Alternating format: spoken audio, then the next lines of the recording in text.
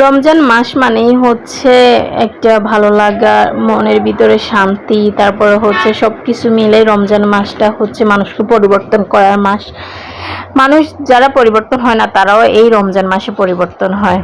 হঠাৎ করে রমজান মাসে আমার বাচ্চারা হালিম দিয়ে ইফতার করবে, যার কারণে মায়ের কাছে আবদার রাখছে। আর হুটহাট সব কিছু কি আর করা যায় বলেন, সব কিছুর একটা প্রিপারেশন থাকে। তো আর কি করব, বাজার থেকে নিয়ে আসছি রেডি হালিমগুলার প্যাকেট, ওটাকে মাংস দিয়ে রান্না করলাম, বিফ মাংস দিয়ে, মানে বিফ হালিম। তো সব কিছু করে দেখতেই পারতেছেন কিভাবে রান্না করতেছি। ফাইনালি আমার রান্না হয়েই গেছে। ভিডিওটা বড় করে আসলে দেই নাই, রমজান মাসে এত কিছু ভালো লাগে না, ভিডিও এডিট করা অনেক কিছু ঝামেলা আছে। আর যারা যারা আমার ইউটিউব চ্যানেলটা এখনও সাবস্ক্রাইব করেন নাই, প্লিজ সাবস্ক্রাইব করে দিবেন। আমি আসলে নতুন, কীভাবে কি করে ওইগুলো এত বুঝিও না।